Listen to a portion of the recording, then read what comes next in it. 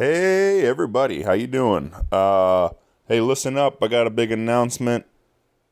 Me and my friend Lexi Schlimmer of Hess Van Schlimmer Metalworks have recently teamed up for this year on November 24th.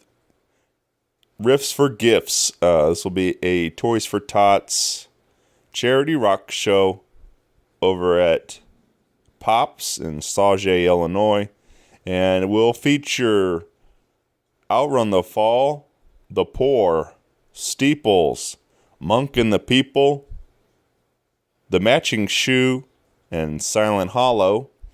This will be a $10 donation at the door or a $5 donation with a toy donation also. So we're going to try to raise a bunch of money and a bunch of toys for the kids, for the neighborhood, do a little good for the neighborhood. And I've heard a little rumor maybe that Santa Claus might be there, so that's really exciting. Can't wait to see you all out there. Again, November 24th, Riffs for Gifts over at Pops. More details will be coming soon, but do not miss this show. Biggest thing I've been a part of yet, and I'm so excited to see everybody. And it's going to be a great night for a great cause. See you all very soon. Thanks, everybody.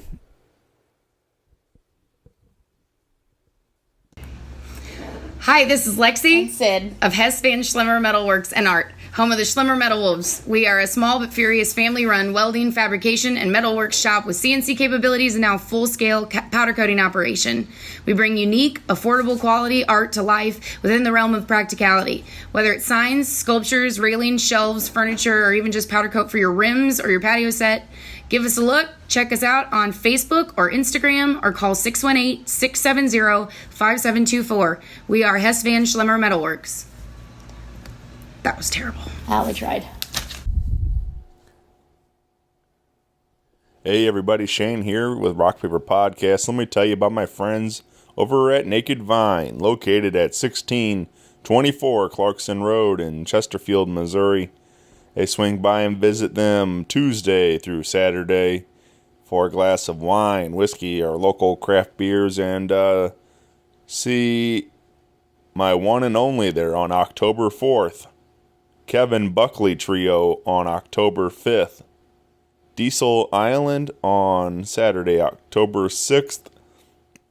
And I will be back out at Naked Vine on Tuesday, October 9th for my monthly singer-songwriter storytelling showcase. This month, October, will feature Philip Russo, Matthew Hitchcock, and Samantha Clemens. That's a $5 ticket for that show, 7 p.m. So come on over and party with us at Naked Vine. All these shows and more can be found at nakedvine.net. Be sure to follow along with them also on Facebook, Twitter, and Instagram. And again, everything nakedvine.net. Thanks, everybody. Enjoy the show. A podcast is kind of like it's like a radio show that's not on the radio. It's on the internet.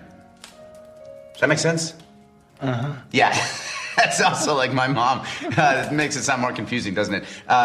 It sounds like this. Hey, it's Scott James. Check out Rock Paper Podcast. They're already listening to it. This is just the intro, right? Hey, thanks for listening to Rock Paper Podcast with Shane Presley. Rock Paper Podcast. Rock Paper Podcast. Rock Paper Podcast, y'all. Hey everybody, Shane Presley here, Rock Paper Podcast, coming to you from St. Louis, Missouri. Hanging out today with Scott James. Welcome back to the show, man. Thank you for having me back. Yeah, we're down here in the studio.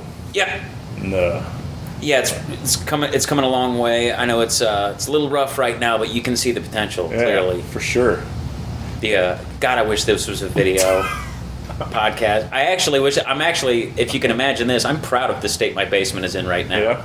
And I would apologize. It's like when you clean your house because you know you got people coming over and they come over and you apologize for the mess.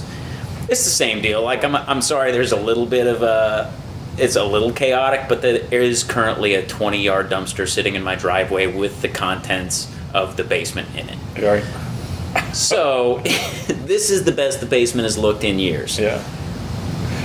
It's I don't judge. I've seen a lot of crazier things. Well, you probably do this a lot from bands' rehearsal spaces, Yep. and I'm just remembering like the last couple bands I was in. It didn't look like we were supposed to be there. It looked like we were squatting and throwing parties there. Oh, yeah. That involved instruments. And meanwhile, it's somebody's house. Like somebody lives there, and you're like, you just gonna leave it like this until the next time we're here? Sure. Oh yeah. Yeah. I've been over that Limp rehearsal spaces over there. Yeah. And that's one of the craziest places I've ever been into. Like it's that same kind of way. It's like everybody has these little rehearsal rooms, but there's power, but there's like no heat or air or anything, and it's just like it's just like, I don't know. It's just a big like warehouse kind of thing, and it's like haunted and stuff too. They say, and the plumbing doesn't work, and everything's just like. But hey, we got bands in here that practice and stuff, so. Yeah, and you actually have probably talked to bands that did this, but we used to rehearse out of storage spaces. Right. Like actual outside garage door storage units that, and you roll up the door and there's your setup. I did a podcast in a U-Haul before. Yeah. and not a U-Haul truck, but a U-Haul storage place. Yeah. See, I went and this has been some years ago, but when I kind of had tried to write a bunch of songs and I was pretty proud of what I had written, so I was trying to put a band together, but I knew I wasn't. I was pretty proud of what I was able to accomplish, which is to say that they still needed a ton of work. I needed a second, maybe third set of eyes and ears on them. So I was like, I'm going to try to find a band or other band members and try to whatever, your songs, here's what I bring to the table. I recorded a bunch of them and I thought they sounded pretty decent with what I was able to do. And man, I auditioned in a U-Haul place, and I was like, man, do they know you're doing this? Like, the place in St. Peters, that lady knows there's bands rehearsing there, and she's fine with it. She just tells you, like, just make sure don't cause any problems. That's it. So long as the cops never have to show up, and, the place isn't, like, strewn with cigarette butts and beer bottles, we'll be fine. It's actually pretty genius. Like, yeah. It's climate controlled. It's secured under. You have video surveillance all over. You got your lock and everything. Yeah. It's so it's very safe in that sense. Like, and keep all your gear protected and everything. And then like whenever you do have to load up for a gig, they got loading docks and carts and everything else. Yeah, no shit. So it's it's pretty convenient for that in a lot of ways. So we practiced out of two different storage units. One was in Bridgeton, and it was just this. I mean, there was nothing around there besides a gas station that closed at 9:00, and we would practice, late. And that place got robbed. All our shit got stolen, man. Oops. Yeah. And it was another band that did it to us. Imagine that. But the other place we practiced was in St. Peters, and it was just outdoor. There was no climate control. There's one light bulb in there that you had to, screw in like outlets to, and you're running like amps and keyboards and mics and PAs and everything else off it. All right. Probably a fire hazard, and so no climate control. There's pictures of us practicing in there in the summertime with like fans roll, and you can tell when you're like playing with that whole setup, it's a drain on that electricity because the fan, you can see it like slowing down. Right. But I, practicing in like running shorts and nothing else. I don't think I have that kind of stamina now. I'm not old, but I'm not young enough to put up with that shit. Yeah. In your first appearance, we did talk. We talked a lot of comedy, but we also, and you mentioned playing musical, but I don't think we really quite dove into a lot of what your as far as your music and stuff. And I think after we recorded, I got to know more about what you some of the bands in the past and stuff. Yeah.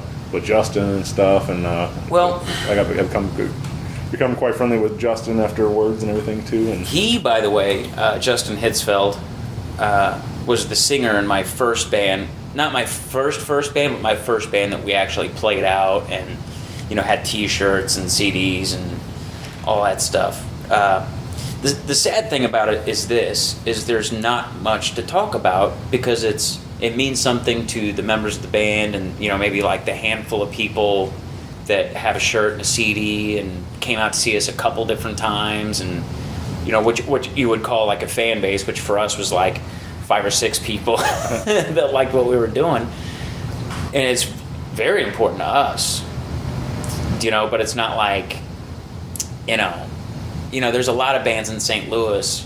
For me and my age group, I would say like the Urge, Fragile Porcelain Mice was my band. Yeah. Even more than the Urge, like the Urge, they're awesome, fine, whatever. But for me, Fragile Porcelain Mice was my local band that I was like, I want to do what they're doing. Those guys, Sure. That's my shit right there. They were opening for the Urge. I know. Thanksgiving. And that is like... That's the couple times I saw the Urge, and I liked their music too. And then I went and saw them live, and I was like, man, this is something different. And I love when a band does that. When you're like, man, their music's good, I like it. And then you go see them live, and you're like, oh, well, I love this though. Yeah. That to me is like peak. There's a lot of bands I like that I've seen live, and they're. And granted, they play their songs, they sound fine or whatever, but the Urge really did take it up to the next level up. Whereas like you could have their CDs and enjoy it, but if you haven't seen them live, right, you haven't really experienced the Urge. Yeah, exactly. And I would say definitely the same is true for Fragile Porcelain Mice, because especially, man, when I first started to go see them live, it was just something. Like I bought their CDs, I loved the CDs, but I could not wait to see them live again. I saw them so many times, and every time was a great time, so like with us playing music, like that's kind of where what you aspire to do, or and we just never, like any of the bands I was in, and I was in like 3 bands that I really thought, like, man, this is something good. We're really getting into it. Adam's All Fox was the first band that I was in with Justin and my wife Mel. Sang backup, played percussion. My buddy Jamie, who I've been friends with since I was a freshman in high school. That band was so important to me, and hopefully to everybody involved, because it was like your first it's your first love. Mm-hmm. It's your first oh man, we're doing it. We're doing what my heroes do. And the last handful of songs we wrote and recorded, so proud of them. I mean, we were really getting into a sound that I really thought like, wow, this is us. This is original. I really stand behind these songs, because I think that this should apply definitely in comedy and in music. If you get your first 10 songs you write is like when they say a car isn't broken in until you drive. Toyota's 100,000 miles and they're just getting broken in. Right. Well, it's not like those first miles are bad. You know what I mean? It's not like, the thing didn't run right until 100,000.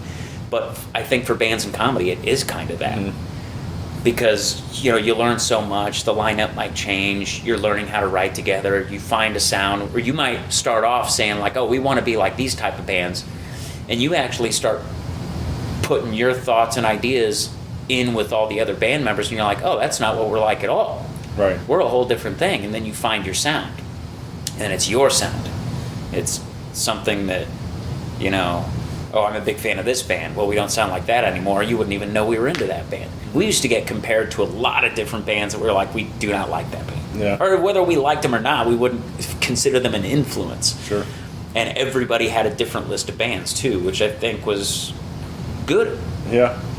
Well, I think some of that, too, is like, I don't know, I always feel like bad about even saying any of that stuff, like saying that people sound like anybody, like, because one, that's not what anybody ever wants to hear, unless it's like, obviously, they're like, Dream or whatever, they're idols. Unless you're who's the fucking band now? Just new Led Zeppelin. That's what I call it. Greta Van Fleet. Yeah. Goddamn. I hate that I like a lot of those songs. All right. Because the thing. Especially like I said with Adam's All Fox, that last recording, I really I took a lot of pride. Being the drummer, being part of the creative, there's, you could just be the drummer. But so much of our style and our sound and our writing process and everything came from us just starting something. And we weren't even like a jam band, but it always came out as like, oh, we're just warming up, we're dicking around. And then before you know it, I'm warming up and playing something. And then the bass player starts playing something. Shout out to Ozzy Cruz. And then Nick Hudson, the keyboard player, start twinkling around. And then Jamie Wolf, and then before you know it, the entire band's playing something. And we're like, oh, this is a... Remember that. Everybody remember what you played just right now, just the way you did it. And eventually it turns into a song. And I really... I take a lot of pride in saying that at least we are original. It might not even be something everybody's in. You might listen to it and be like, I'm not really liking the sound, but all right, well, tell us what it sounds like. And if you have a hard time coming up with it, then good. I like originality more than anything. And unfortunately, a band like Greta Van Fleet, it's just like, come on. Yeah. I think, I don't know, man. I said it the other day on a recording these and like they're good. Yeah. They're like I saw them live at the pageant a bit ago, and like I don't know. I said if they would have like just opened the show for somebody else and like maybe did a half an hour, I probably would have left thinking like that was awesome. But after seeing an hour and a half of it, for me it felt stretched. Like they had a couple of good ones, and then like, but it was just like all the same for an hour and a half. Felt like it's like there wasn't a lot of like dynamic to the show. It wasn't and he was just doing that like same vocal effect like the whole time, like that screaming like Robert Plant like thing, and like so I don't know. I almost like it's weird. It's like they're like aliens, and then they like or something, and they like are inhabited the bodies or like robots, and they learned they got like some kind of Led Zeppelin VHS or something DVD, and then they like studied rock and roll. And like that's their only influence. Yeah, right. That's the only like. So, I always have this, and it's even for artists that I don't particularly enjoy. Like the weird thing is like I hate Jack White. I think he's a pretentious doofus, but goddamn, I respect the fact that everything he does, without even sounding like the Rockin' Tours, I actually liked. The Dead Weather's first album I really, really liked. And there's definitely White Stripes songs that I like, but you listen to all those and they're all different enough to not be like, oh, geez, it's just more of the same. But man, he puts his stamp on something where it's him. Right. But even in a band he's not singing in. And honestly, Josh Homme from Queens of the Stone Age, same deal, where whatever band he's in, whatever he's doing, and even between Queens of the Stone Age albums, there's a lot of difference. It's not just the lineup changes or whatever, but goddamn, if he doesn't put his stamp on it, right? Yes, that Josh Homme is involved in Eagles of Death Metal. That he's involved with, like these Desert Session stuff. But it's never so similar to the last thing he did that you can still listen to the next Queens of the Stone Age album and be like, it definitely sounds different. And it's maybe you like it more or less than his last album, but it's definitely, he's putting a stamp on it. Whereas Greta Van Fleet is putting Led Zeppelin's stamp on it. Sure. And it bugs me, but then we listen to this that album in the car, and I'm like, all right, it's pretty good. I like it. But what are you gonna do? Right. Yeah. I don't know, man. It's interesting. And then I saw something with, especially speaking of those guys too, though. Like I saw something that they like tried to act like they weren't influenced by Led Zeppelin or something like that in an interview or whatever. Oh yeah, it was a fucking accident. Give me a break. Right. Yeah, it's like, we just found just own it. Yeah. Own it. Just own it. Be like, look, we love Led Zeppelin. Yeah. The one thing our lives was lacking is more Led Zeppelin. So we decided, you know what? Yeah. Dress for the job you want. Right. But it is funny though. Like so many people are kind of hung up on it that they do sound like Led Zeppelin, and they do. Like I'm not denying that. But the fact that like they're focusing on that one, and it's like.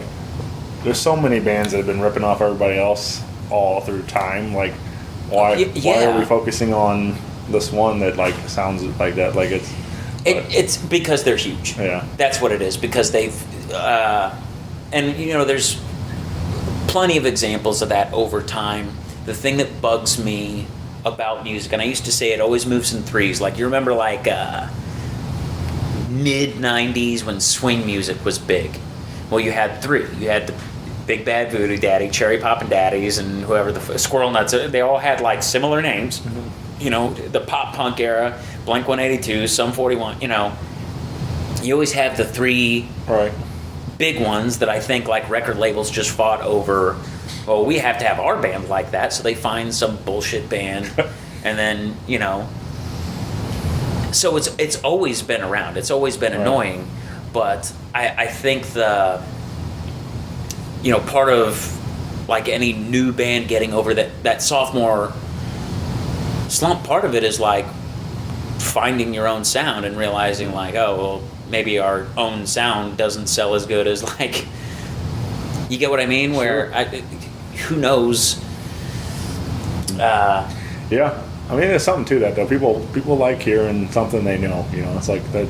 That's why. I mean, I think of like you look how many bands like made it successful off like their biggest hit's a cover song that they did. You know, and then they become like known for that cover song. And that's got to be frustrating for Alien Ant Farm. Oh, right.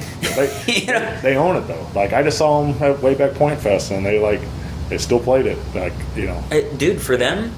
There's like this thing with shitting on, like here in O'Fallon, Missouri, their Freedom Heritage Festival, whatever the fuck. It's the 4th of July thing. You know, the bands they have play are always like, you know, Vertical Horizon. I think Smash Mouth played one year, Cowboy Mouth played one year. We're getting all the mouth bands.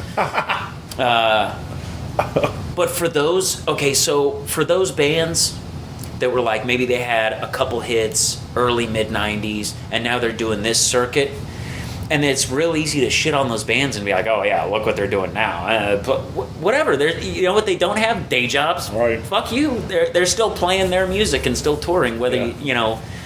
And I hate the real popular thing, and granted I hate Creed and Nickelback, and yeah, I hate that shit too, but you know, goddamn. Yeah. Just the thing I hate the most in all the arts is just shit being unoriginal, and that type of like criticism. Of course, like every comedian has a hack joke about, oh, they're the Nickelback of politicians or whatever. They're Nickelback of like, all right, that's give it a rest, man. Leave these poor Canadian bastards alone. Just let them, you know what I mean? Like, and I hate their music, and I think they're a very derivative bullshit sound.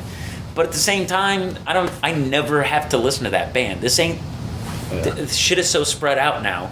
You have an absolute on-demand, you know, you never have to listen to a band you don't like. So any bitching about a band you don't like, that's you, man. Right. You got something wrong with you. Yeah. They, speaking of that Wayback Point Fest, man, I had a good laugh there. The Offspring were there, and they were cracking me up like all night. Just a bunch of between Dexter and Noodles, they were like it was almost like a, you know, Abbott and Costello or something, you know, some kind of comedy bit between the two, like really? Just going back and forth all night. And then like they were like they got to the point they did Bad Habit, and it was you know, the right before the that's their one song I like. Oh yeah. I mean, I loved it. It was a great. The whole show was like, for me, that was like, you know, I remember buying Americana when it like was new in middle school and stuff, and like I remember listening to a lot of that music and stuff. So for me, it was like, it was nice. I kind of go back and kind of like, it was nostalgic a little bit and stuff. Absolutely. So, but anyway, so the right before Bad Habit, or in the middle of Bad Habit, right before the stupid dumb shit, goddamn motherfucker, and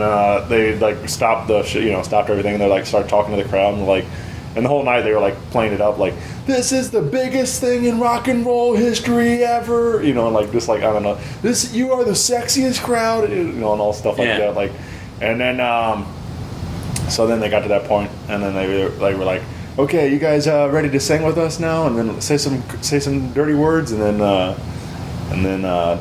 Noodles over there is like, poo poo poo poo pee pee, or something like that. Like, just screams that out, and like, so that was made me like cry laughing that 50-something-year-old guy yelled poo poo pee pee and stuff. God damn, you don't realize those guys are in their 50s. I don't know, something like I don't know. Well, it makes sense if they were they like their first album came out in they got to be something maybe like that. 93, 94. Right. Yeah, they got to be somewhere in there. God damn, are we getting old? Yeah, maybe. How old are you? 33. All right, I'm 37. Yeah. That ain't crazy. Right. But they, so then they, of course, they did the rest of the song, and everybody screamed along with them and stuff. But that was a whole lot of fun. But then there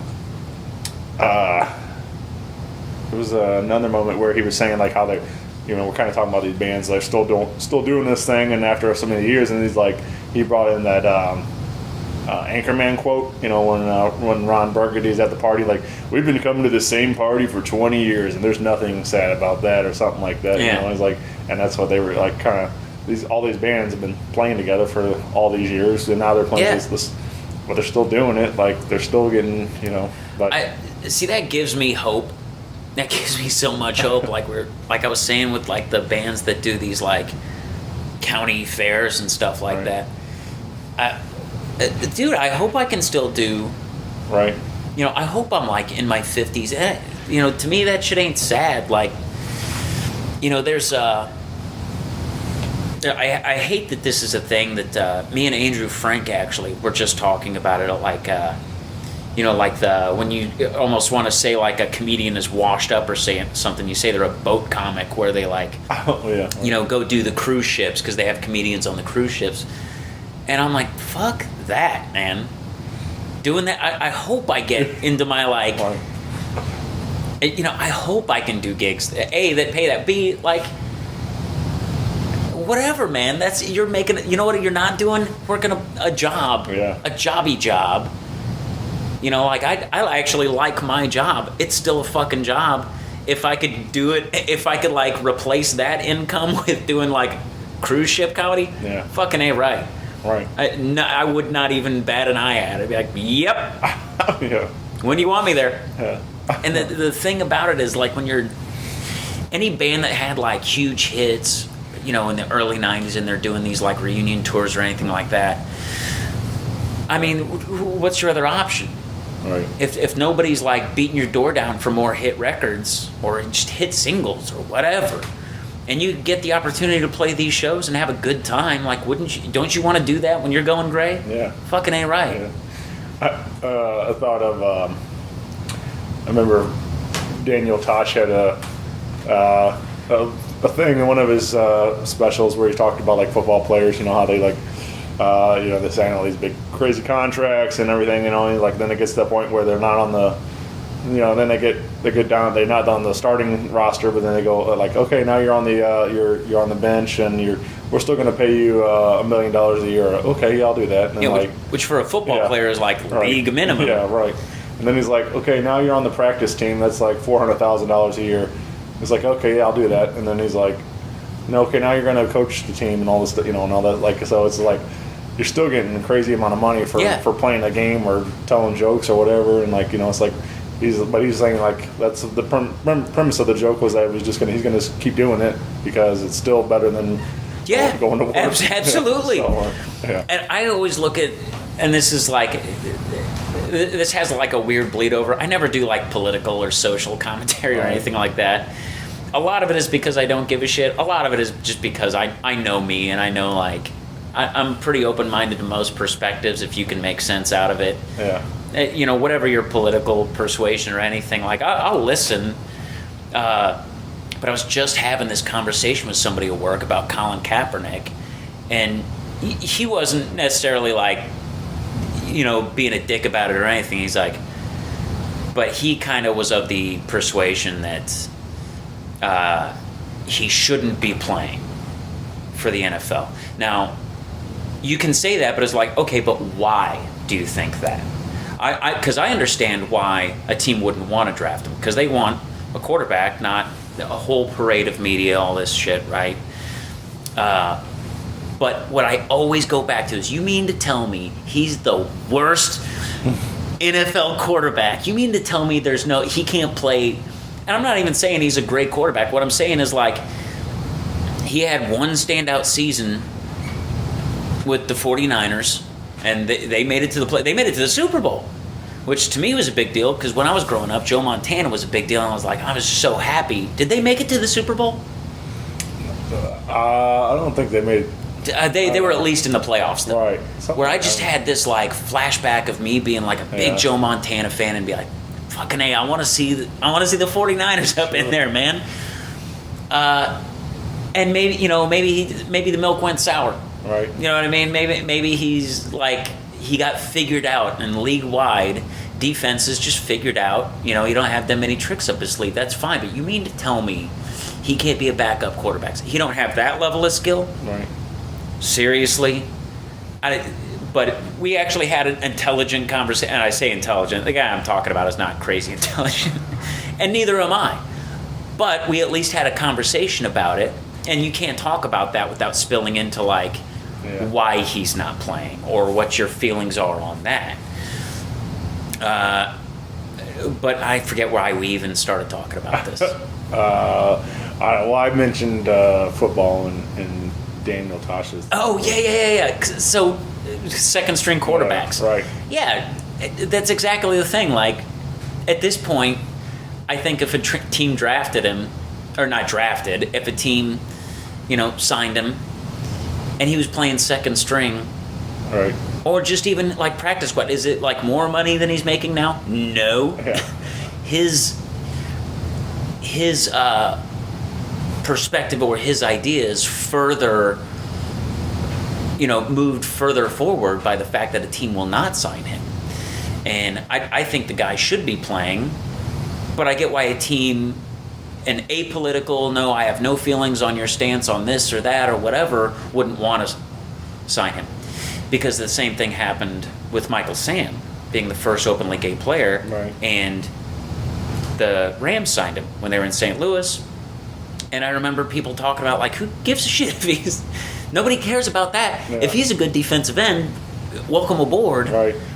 I mean, who cares about anything else? That, But we were talking about, like, a team might not want to draft him because they don't want the circus surrounding it. They just want a player. Mm-hmm. Just show up, be a team player, and whatever. And I remember, like, having a conversation with somebody like, why are they drafting a defensive end? We don't need a defensive end. We need this. We need that. And the conversation never even came up with him being a gay player. And and this is my hope, because I think the best in people, I hope that's the conversation with Colin Kaepernick. It's like, well, we don't need I hope there aren't, like, these backroom conversations about him where they're like, oh, we can't have that attitude, or we can't have that, we can't, whatever your feelings are about it. Like, if you're I think a true American, you got to at least give it up for the guy for being like, there you go. That's, I believe, fuck, I hate talking about politics, but, whether you agree with him or disagree, like, that type of, like, the punk rock nature of him, like, no, I'm going to kneel for this. Yeah.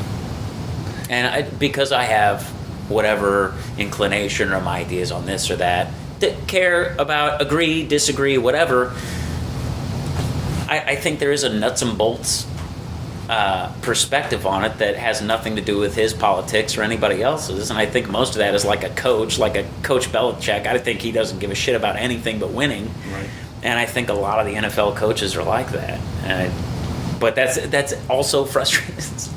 He can play somewhere. Sure. Come on. Yeah. I don't know.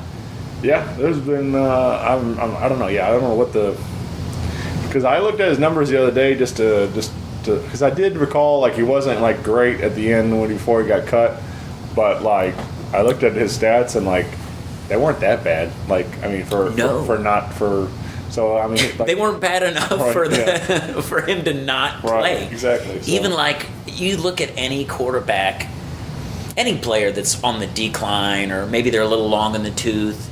Maybe, I mean, you look at, goddamn, we let Michael Vick play, for God's sakes, and he's a straight dog murderer. Right. Come on.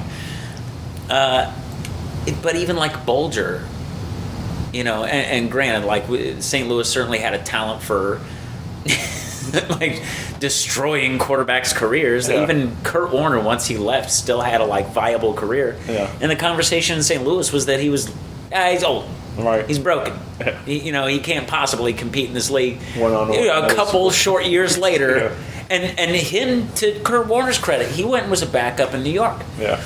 You know, he went and, you know, you're right. When you talk about, like, if you're a player, you want to play. Yeah. If you're, you know, like, and I think this has some spillover into, like, Louis C.K. shit. Like, if that's you and you're a comedian, you want to perform comedy, like, you have some shit come your way that maybe it's a situation of your own making, but what is he just never going to perform again? Yeah. If that's what you like, I don't know. Maybe Colin Kaepernick's, if you just sat him down, he's like, look, man, I just want to play football. That's what I like to do. I love the sport. I love it. Just play football then. Come on. But if I'm going to say the same, I don't know. I just have, people care so much about things that I don't give a shit at all about. Yeah.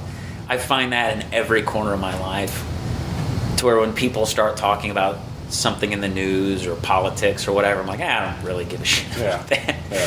He's a football player that's not playing football. Why not? Yeah.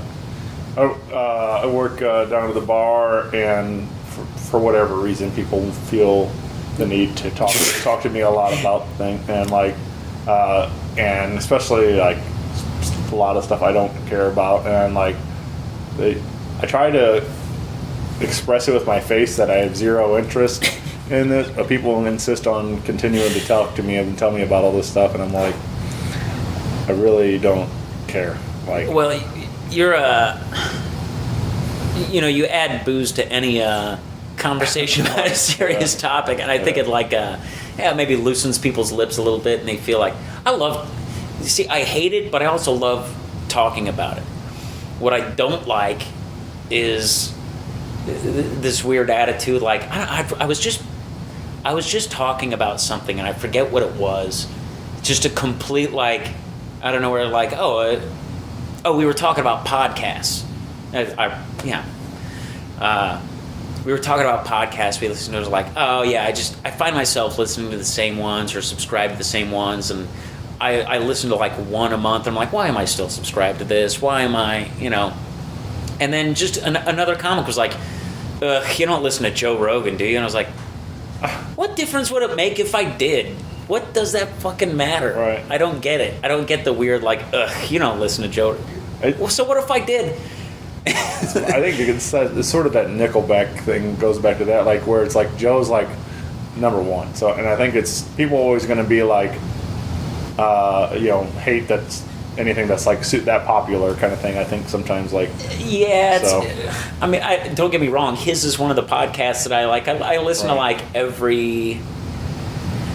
Like, if you went through like the podcasts I'm subscribed to, there's only a couple that I listen to pretty regularly, and honestly, like, this one is kind of one of them that I listen to with enough frequency that I'm like, I know what Shane's up to. And a lot of that is because you're local. A lot of that is because I know you, and I like to support people I know doing things that take work, that take effort. You know, and it's not easy because not everything that's local, and not every dude or girl or musician or whatever you know personally and as a good person is, you know, your favorite artist. But goddamn, I love people putting in effort. I love when people actually like buckle down and do something, because it's the same with music, it's the same with comedy. Like, you say what you want to about the local comedy scene. You know, I wouldn't argue with anybody if you want to discuss like the quality of the shows or whatever you want to discuss, like, whatever, then fuck off, don't show up if you don't like it. What I will say is, like, I really appreciate that people are like, I mean, you look at it out there and you got the Funny Bone's been around for 30 odd years, you know, and I always say this about the Funny Bone. They got one purpose and one purpose only, and that is it's just a stand-up comedy club. There's no ventriloquists, there's no magicians. You show up, it's a comic. My favorite comics are comics most people, they're not household names, they're not superstars. I just worked with Tom Dustin. He's fucking hilarious. Yep. You know, he's just a comic from Boston. You know, maybe he's been on TV doing something, but my favorite comics are mostly people I've seen at the Funny Bone who are essentially like no name, but they're just good comedians. They're good headliners. But for a long time, it was just the Funny Bone here in town. And now you got the Laugh Lounge, you got, Helium, you got the Improv Shop.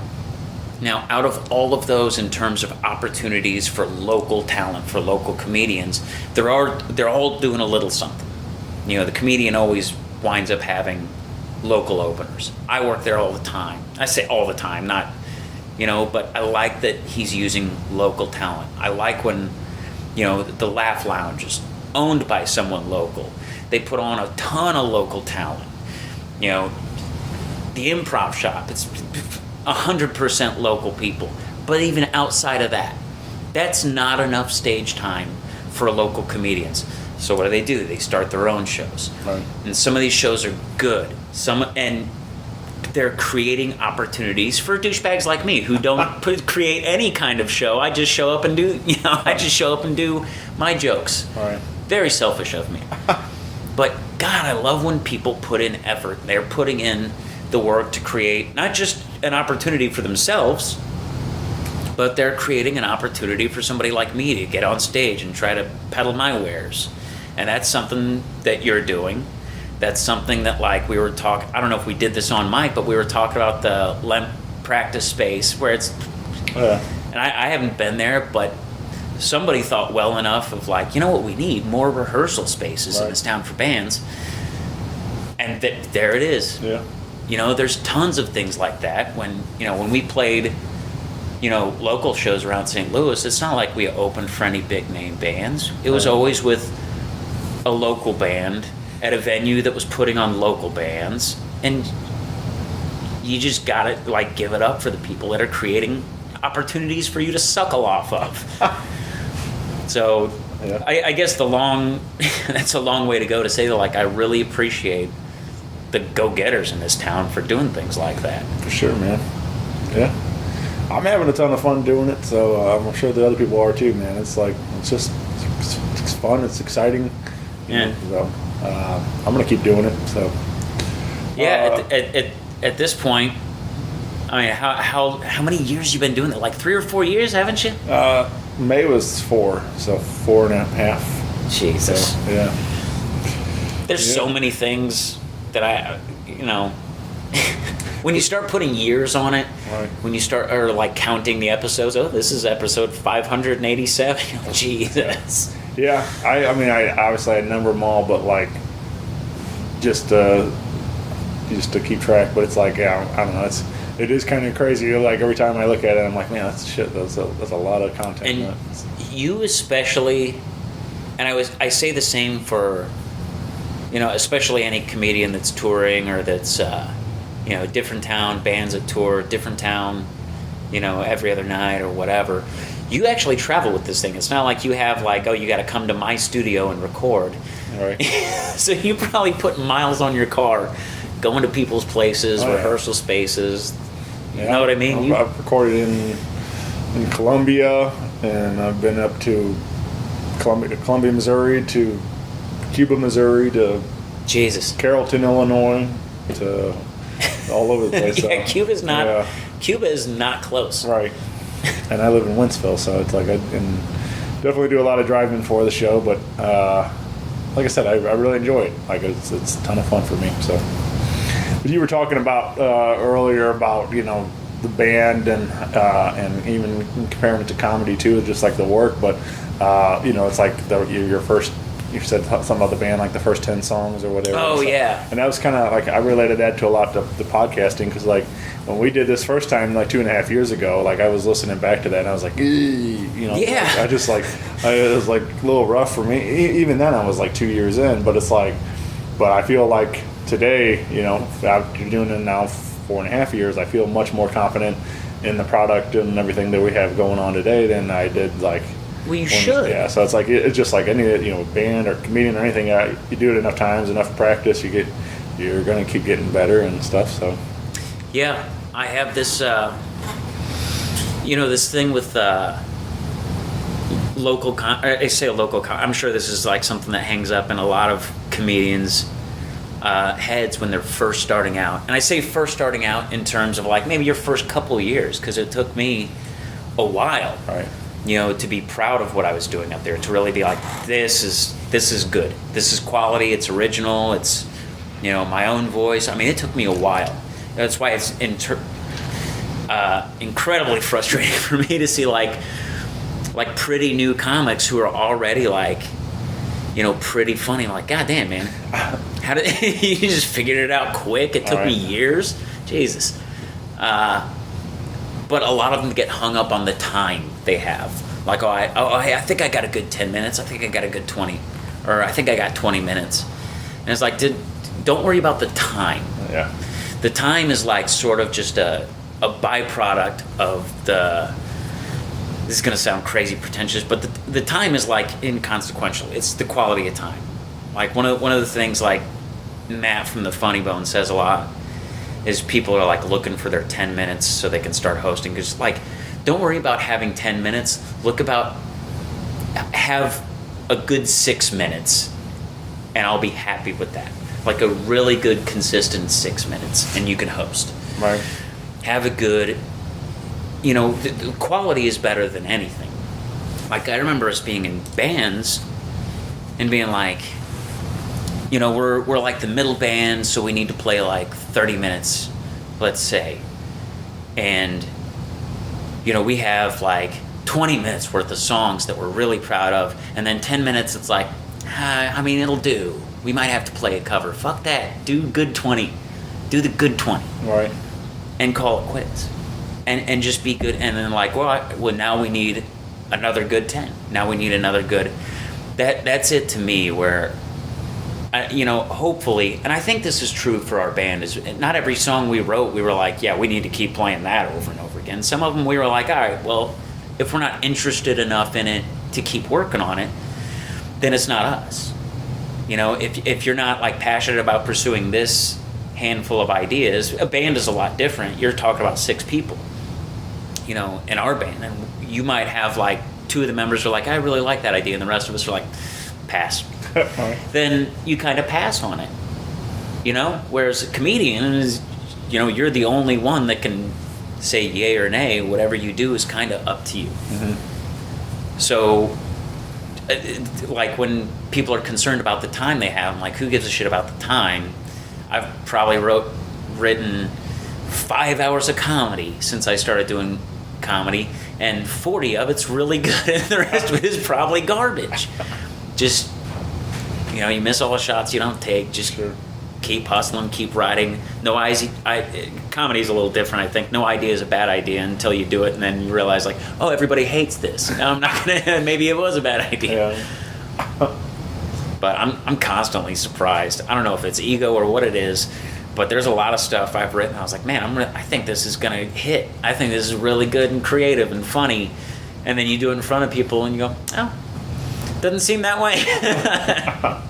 Well, that is kind of what's fun about comedy too, is that it's all it could be that way, that one room, but then like you go to the next room, it's a completely different crowd, and I've very much had that experience in St. Louis, not even like touring the country. I don't fucking tour. Just in doing different rooms in St. Louis, I've had jokes where I'm like, man, this joke works every damn time at the Funny Bone. And then you do it somewhere else, and you're like, man, they really hated it. Right. I think they hated me after telling that joke. And I think the big, the challenge is like being, like how many bands do you know that could just play anywhere, anytime, any audience, and every audience would be like, man, that's something. Yeah. I mean, not normally my thing, but holy shit, they were good. Yeah. I don't know how many bands. I'd say that my favorite band as an example is The Roots. Mm-hmm. I mean, that's a hip-hop group. Sure. But if you've ever seen The Roots, there's something for everybody. They're just like, they just put on a hell of a show, And I hope to be that type of comedian where it doesn't matter. This audience, that audience, whatever, this shit's ironclad. And you try to you got like a backlog of things. You're like, I know this joke or this premise or this idea or whatever is maybe a little bit harsh to open a show with, but maybe if I'm in the middle of the show, it'll be okay. You know, this joke may be a little blue or a little dirty or dark or whatever for this scenario right here, but it'll work in another one. Yeah. I keep joking around about this, but I need to do, I have to like, maybe for Halloween, I need to do a show because I have like maybe 20 minutes of material that is, and in every joke somebody dies. Every one of them. Sometimes it's just some goofy thing I read in, you know, online or saw on the news or something. You know, there was a guy that played the Red Power Ranger. He stabbed his roommate with a samurai sword. Right. I got a joke about that. There was a plane crash in San Francisco, and 2 people died. One of them was hit by a fire truck as it raced to the crash. I had to put out the fire on board the plane. And it's all like, you know, just jokes about people dying. I'm like, yeah, you probably can't do like all of those in one set at this place or the next before they're like, fuck, do people die in every one of his jokes? You get one. You get one where it's tragic, and then you got to talk about some fun stuff. Whereas I want to like do all of them in one set and just be like, this whole set's going to be a bummer. But it is what it is. Like, you know, the surprise at the end of every story or the premise of every one of these stories is that somebody has to die. Yeah. Yeah. That was a pretty crazy story, that Power Ranger one. That was Yeah, do you know, every now and then I tell one of those jokes and somebody comes up to me and is like, I heard about that. Yeah. The funny thing about the Power Rangers is that franchise is cursed, man. There's been 3 or 4 like really tragic stories to come out of like the cast and crew of the Power Rangers where it's like, dude, this production is cursed. Like something bad happens every cast they have. Yeah. Excuse me. Yeah, I don't know. I don't know. It's weird. Like, there's a lot of like kind of crazy stories like that. Like, you know, just I don't know if anybody can explain it, but yeah, it's weird that how many things have happened to that particular cast, and like it's and I don't know. Has anything happened to the reboots and stuff now with the new movies and like? Well, only time will tell. Yeah, I mean, that we'll you know, every actor that signed on to play on the Power Rangers movie. Yeah. You know, hopefully their like agent or manager was like, "Hey, man, just heads up. Have you heard of But there have been other productions like that, or actors or whatever. Isn't there like like you've heard of the Kennedy curse? That was, I think, pretty obvious. But hasn't there been other like well, there's like movies or TV shows or? We were talking football earlier, and I know the Madden. There's the Madden curse was like everybody that was on the cover of the Madden football game, like always ended up getting hurt that season and stuff like that. Like, so a player like gets offered like, hey, Richard Sherman, you want to be on the game? No, you need to keep me off of that cover. Yeah, they put them on the cover, and then they always end up getting like their leg broken next season or something like that. Right. So. Exactly. No, it's some crazy stuff out there, but yeah, man. Well, you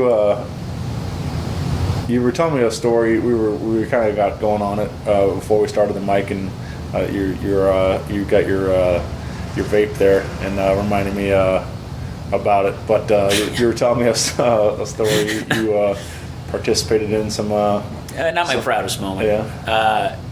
Yeah, I smoked weed for the first time since I was 19, and I'm not gonna say it was a good experience.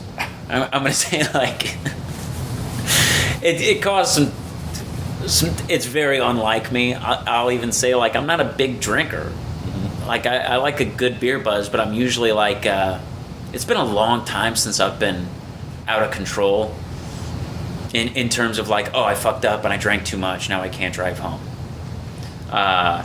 Whereas this, I don't know, man. I think I just got like just a wild hair, and I was like, I'm tired of being Johnny Responsible, and I did it. And I definitely overdid it. But here's the thing, like, and my wife, even as cool as she is, was upset with me because it's unlike me. Which is, if it was something I did all the time, it probably wouldn't be. So basically, the long and short of it is this: I was doing shows at the Funny Bone, and I did it.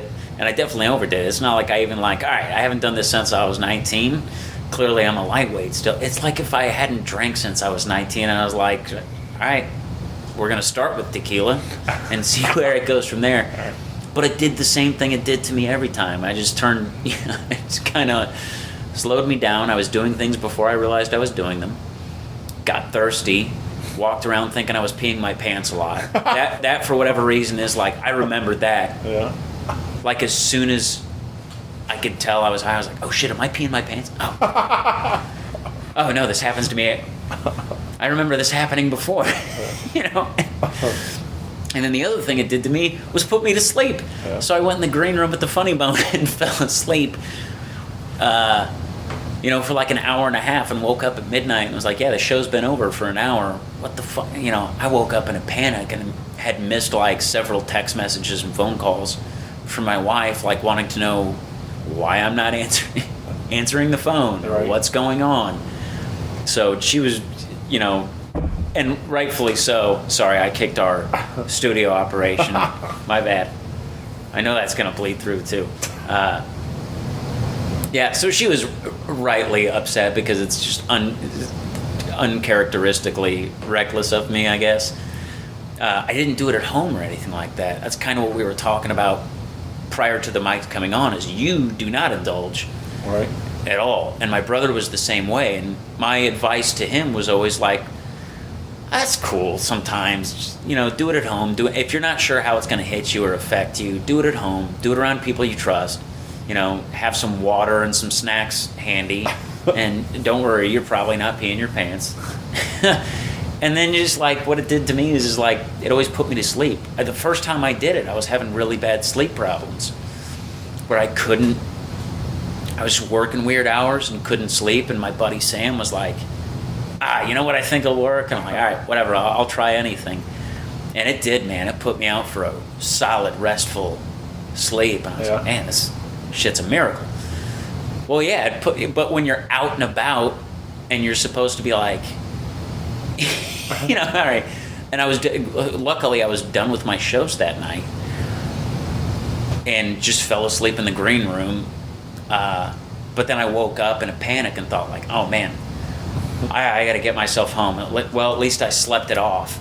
And as soon as I stood up and started walking around, I was like, no, here comes the circus again. No, I did not sleep it off. Yeah. I'm just as high as I was when I went to bed. And then couldn't get myself home. And that was always kind of my... and even in terms of like playing in bands and stuff like that, like I was always real careful not to overdrink or whatever. It's just you never want any excuse to where you can't do the things you want to do. And, right.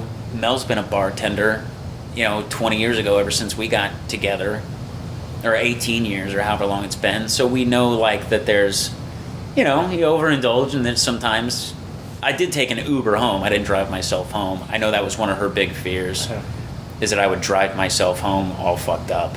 Man, it did too. It threw me for a loop, man. It came rushing back to me like, oh, this is why I don't do this anymore. I just think it's interesting to take an 18-year gap and then like, I'm gonna go ahead and try it again tonight. I was just never married to it anyway. And then I started like applying for jobs that drug test, and I was like, well, this ain't like a part of my life that I am necessarily like keen to preserving. Right. So, and I never did it that much anyway. Like I remember when I stopped doing it, there's two things that happened that made me stop smoking. And you're talking about like maybe between the ages of like, or actually I take that back. There's several reasons why I don't do it anymore. But two of the stories was, I need to put this in a joke, by the way, is I have a little brother. My youngest brother, I say a little brother, he's 24 now, but he's autistic. He's on the spectrum. And this is when he was little. He was like 5 years old. And he just had his birthday party at Chuck E. Cheese. It was a big deal. And kids that are on the spectrum, they latch onto things and they don't let go. And a big deal for him was to have everybody at Chuck E. Cheese for his birthday, and he wanted to take home a Chuck E. Cheese pizza. He thought it was the coolest thing. They're gonna let me take one home? That's great. That's awesome. That's what I want to do. So I went and I stopped by his birthday party. Happy birthday, kid. You know, here's my present. Had a slice of pizza, and I took off. I had other shit I was doing. And I forget what I did. I forget if I had a show with a band I was playing in or what the deal was. But I was living at home, too. So I came home after smoking. I was pretty high. And I drove home, and I got home, and it's the munchies, just completely like not even thinking about the things I'm doing. And you think about conspiracy theories and shit. That was my thing, is I would like sit there in silence and think about all the things. Like, I think the mob did kill JFK. Like, I would think about weird shit, and I would hear like ambient noise and like try to make like music out of it in my head. Those are definitely high thoughts to have. But before I knew it, I was eating. I just looked in the fridge and there was a pizza, and I started eating it. And I got 3/4 of the way through that pizza before I realized it was the one my brother took home from Chuck E. Cheese. And I just had this crazy wave of guilt wash over me, where I was like, I can't believe what I did. He was so into the idea that they were going to let him take home a pizza, and I just fucking ate it. What kind of scumbag? I'm going to have to wake up in the morning and explain this to him. Like, I'm so sorry, I came home, I was hungry. Right. I'm going to have to not tell him the part about being high. And I felt like such a piece of shit. You know, this kid's going to freak out, he's going to cry. And I'm going to have no recourse. Like, I don't know, I just came home like an asshole and ate your pizza, kid. I'm going to have to take him to Chuck E. Cheese and get another pizza. Right. I ate Chuck E. Cheese anyway. And I woke up in the morning, just felt so guilty, and he woke up. And that's what woke me up, is him waking up, and I could hear him running around upstairs, and he went to the fridge. And just as I was getting up the stairs from my parents' basement, and I'm getting ready to tell him, like, kid, something bad happened, I'm real sorry. And he opened the pizza box, and he was like, oh, good, you had some pizza. I know you had to leave my birthday. I wanted you to have some pizza. And that made me feel even worse, because he got the pizza for me, because he knew I couldn't be there for the whole party or whatever. And I also got high and tried to work on my car once. And I don't know how to work on cars. And I fucked it up. And I took it to a mechanic, and they were like, who's the last person to work on your car? And I was like, buddy of mine. He was real high, too. So. Oh, I fucked it up. I worked on the brakes, and apparently I put shit on backwards. Yeah, dude. Yeah. Well, very cool, man. I really appreciate you taking some time out to hang again. You can, what we got? Still doing Twitter? Yeah. Every time I do like a podcast or a radio, I'm on there. Yeah. I don't do it. I'm so... I'm not even taking any kind of stance against shit like that. I just don't do it. I'm just kind of lazy. I feel like maybe it's a young man's game, or it's the game for people who care about things, and I don't. So yeah, exactly. I'm on Twitter if you want to look me up on there. Yeah. I got a couple fire hot tweets. They're like 2 years apart. Yeah. And probably about something that's not relevant anymore. But it's I think it's Scotty James 81. Yeah. I'm on Facebook. Look for me on there. I will ignore your friend request for 6 to 7 months, and then accept. Yeah. I'm on Instagram and all that shit too. If you want to look for me on there. Yeah, man. Again, you mentioned Funny Bone, and you're a regular over there, so you can come swing by and visit the Funny Bone anytime through the week. Like I said, we got open mic on Tuesday. We got Max Price been doing well on Wednesday nights. Once a month, right? On the showcase, I think. I think it's just once a month. Check those out. It's all 90% locals. Every now and then he has an out of towner he'll throw on. Yeah. So. And any old show at the Funny Bone, and you're gonna have a good time. Oh yeah. Check out all the local venues. Yep.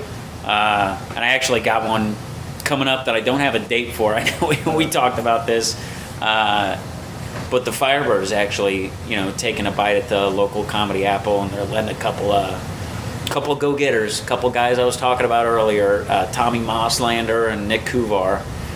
I don't know if he goes by Nicholas Kuvar. I don't even know if Tommy goes by Tommy or Tommy. God damn it.